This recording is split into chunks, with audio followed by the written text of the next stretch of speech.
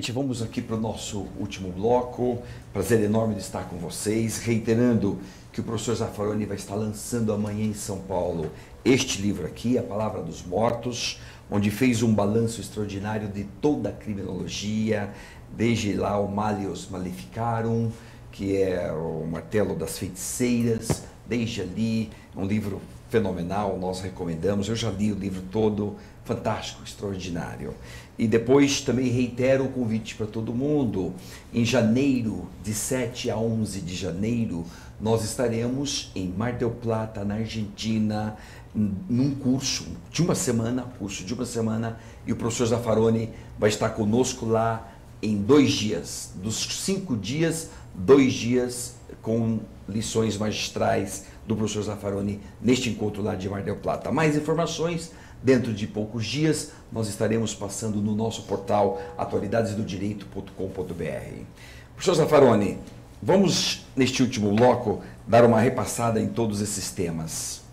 Impunidade da criminalidade econômica, de um modo geral, e impunidade também de violências policiais, especialmente tortura. Essa é uma realidade latino-americana.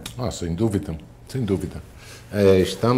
Bom, a tortura é uma realidade que existe nos nossos... E temos uma série de dificuldades, mas a mídia tem um grande papel nisso. A mídia fabrica vítimas, escolhe vítimas e constrói uma vítima herói, sempre. Uma vítima que pode gerar simpatia para a classe média, para a vítima que está pedindo vingança. As outras vítimas, a vítima de tortura, os parentes, os fuzilados pela polícia, todos esses não aparecem na mídia. Todos esses são mortos, feridos, que não falam. A mídia ignora isso, salvo alguma situação. E quando a mídia publicita isso, o faz assim de passada, como se for alguma coisa mais ou menos normal, uma notícia mais... O homicídio cruel, se tem esse passa 10 vezes no dia, então temos 10 homicídios em vez de ter um. Se tem 5, melhor, muito mais, o comunicador social está contente, feliz. Põe um rosto sério, baixa voz, está anunciando roupa interior de mulher, coisa assim, algum show, alguma briga entre mulheres da televisão, está a mostrar os corpos de mulheres, uma coisa assim, depois muda a voz, então começa assim a notícia dos mortos. Se não tem esse dia, passa a notícia do dia anterior. E se não tem do dia anterior, da semana anterior. E quando tem um morto bem assassinado, bem cruel, assim o sujeito está feliz, está muito feliz. Essa é a mídia. O outro, se a polícia matou alguém, se a polícia torturou, isso não é notícia.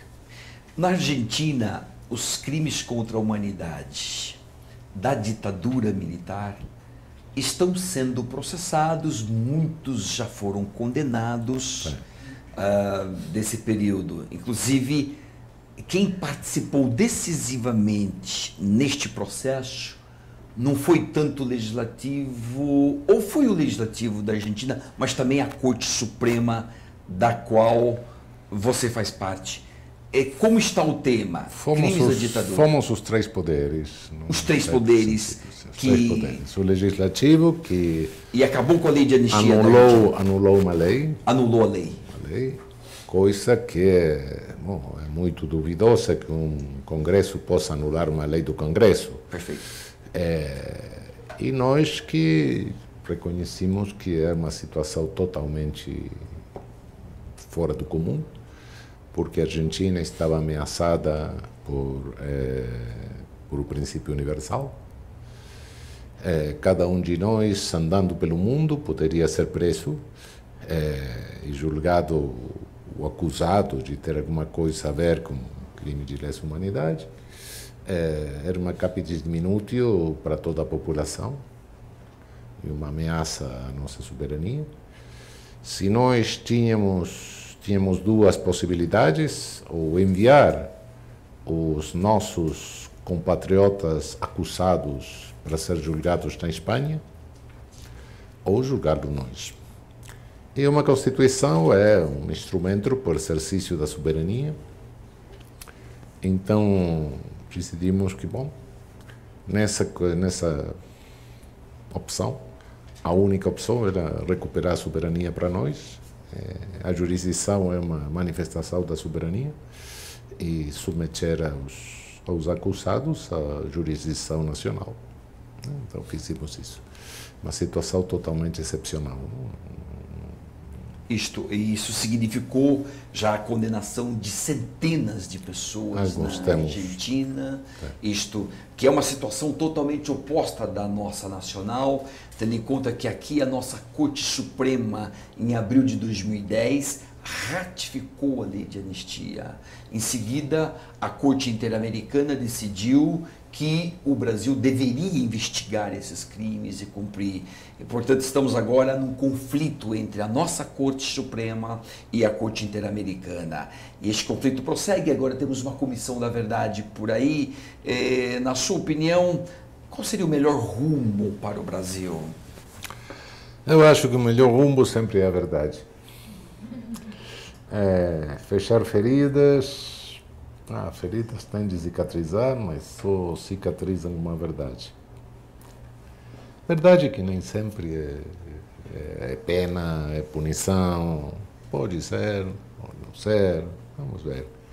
Mas sem verdade não podemos resolver os problemas. Não. É uma falsa solução, uma falsa cicatrização. E a falsa cicatrização sempre, no final, não dá certo. Essa pena que a mídia impõe, uma pena de humilhação midiática, Nietzsche já explicava bem isso, a origem dessas penas humilhantes, lá naquela relação devedor-credor. Isso comum em toda a América Latina? Toda a América Latina. Infelizmente toda. Campanhas. Durante campanhas. Sim. A mídia latino-americana, em geral, está dominada por corporações oligopólicas. E isso, no mundo todo, a monopolização, a oligopolização da mídia é um problema que está sendo analisado em todo o mundo, não? Porque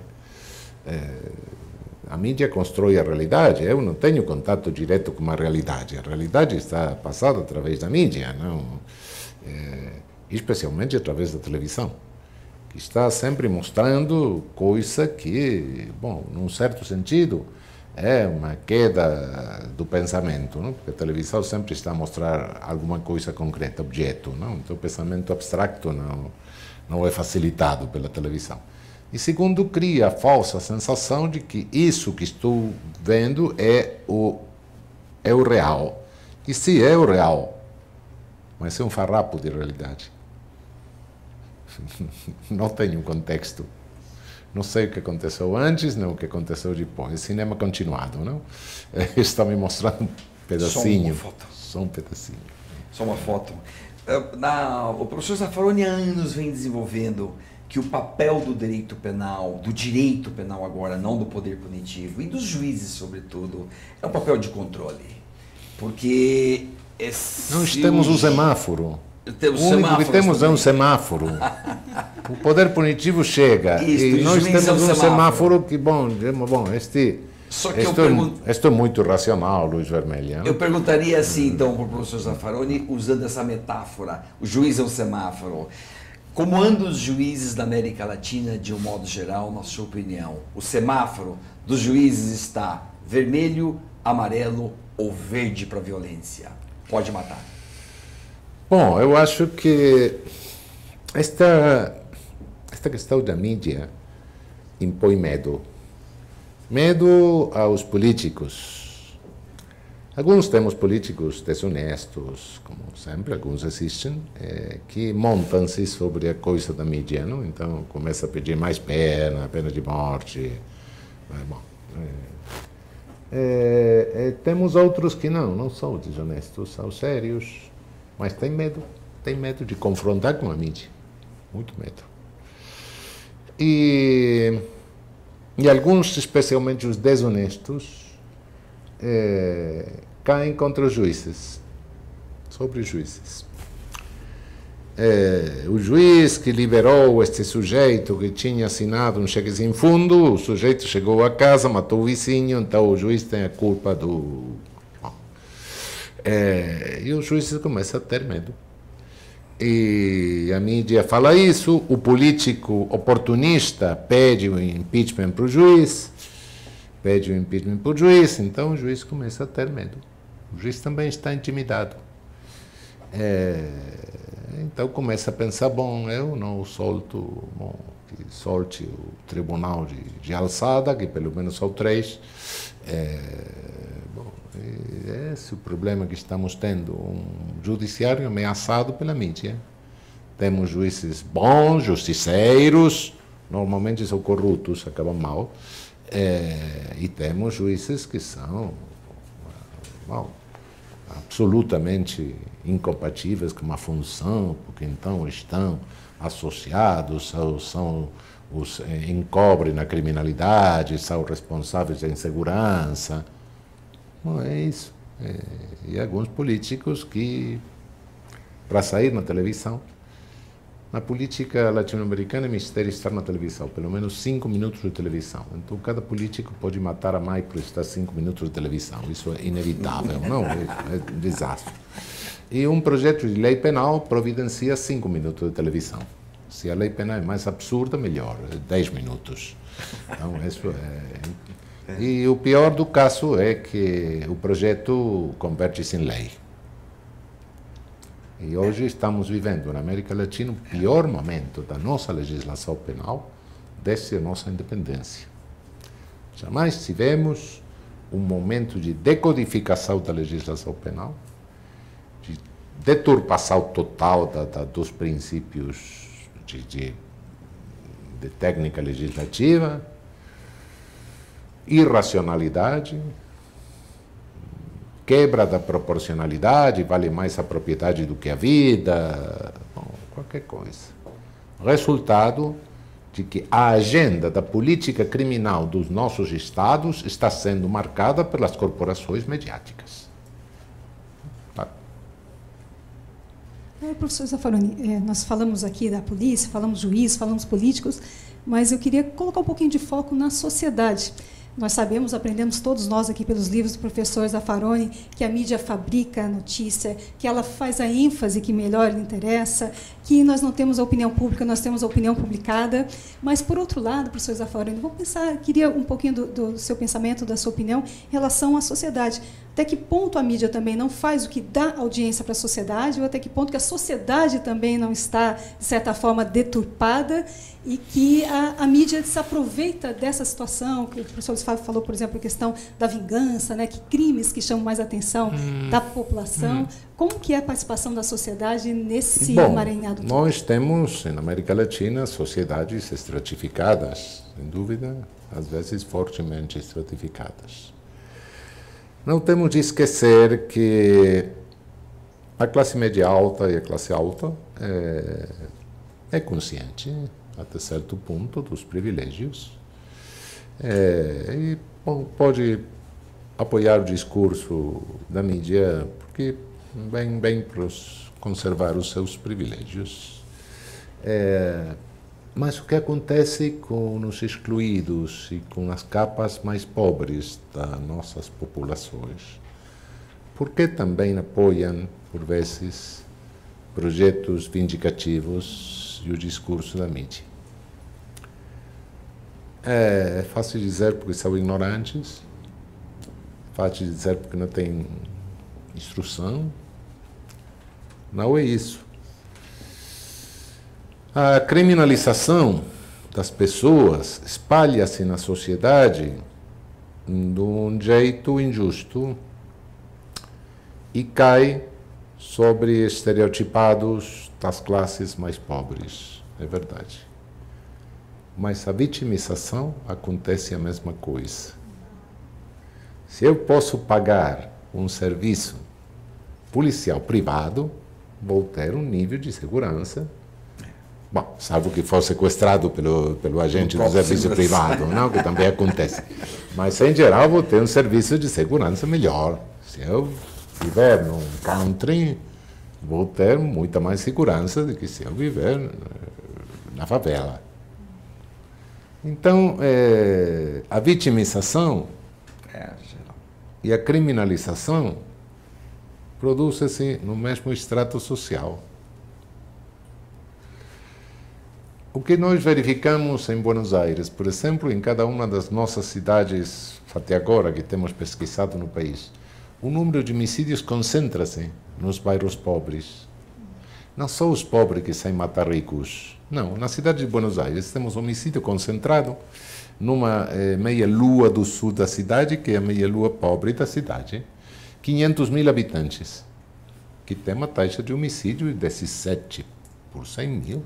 O resto da cidade tem 3 por 100 mil. 3,5 por 100 mil. Quase Europa.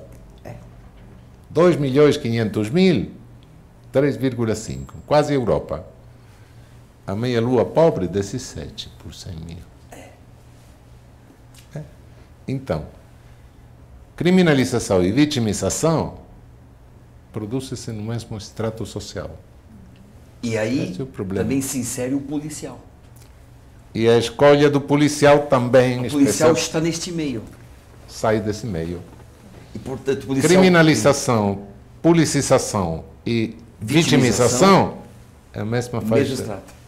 E a polícia mata, como a gente sabe, a polícia mata muito. Aqui em São Paulo, uma pesquisa recente da Folha divulgou 20%.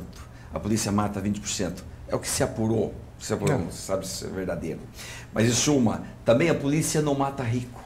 Não.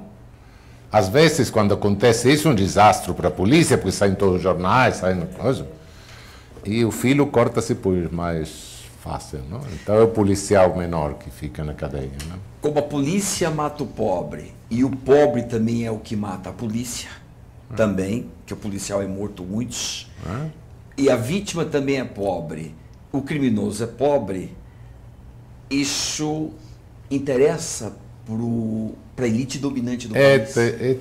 Não é criado pela elite, mas é grandemente funcional. É extremamente funcional. Extremamente funcional. Que é uma limpeza? Na medida que eles brigam entre eles, não podem cobrar, virar conscientes da situação social.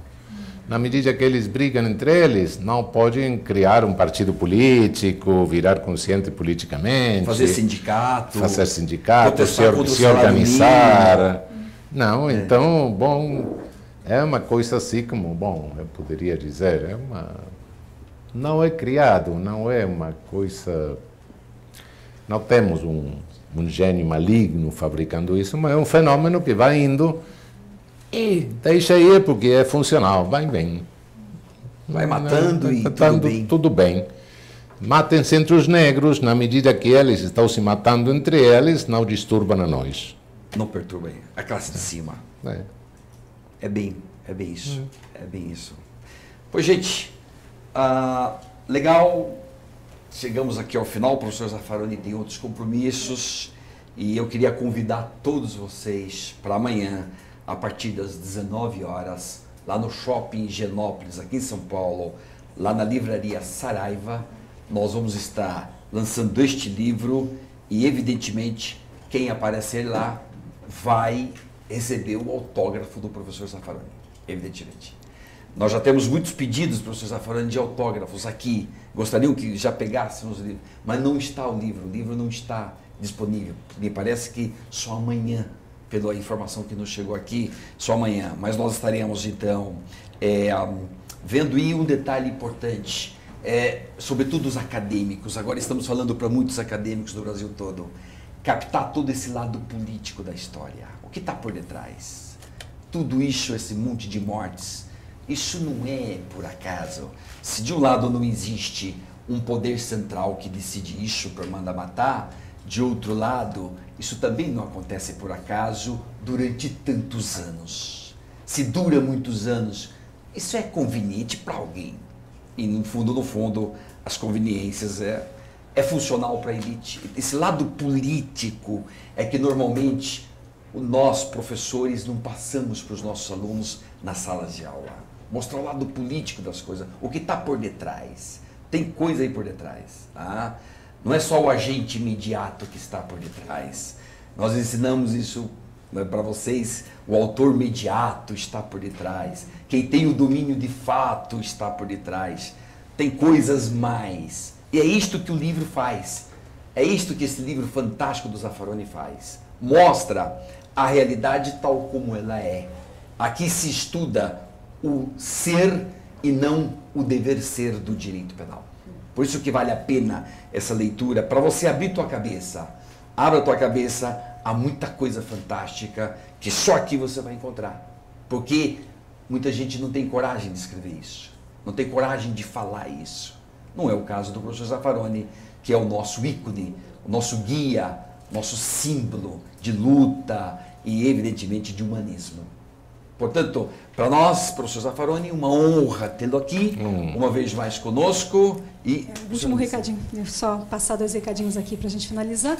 O primeiro é dizer que quem pegou um bloquinho já começando, a nossa tertúlia, o nosso encontro de hoje já começando, estará tudo gravadinho, já estaremos disponibilizando logo em seguida todo gravado, então você pode assistir na hora e no local que você achar mais confortável.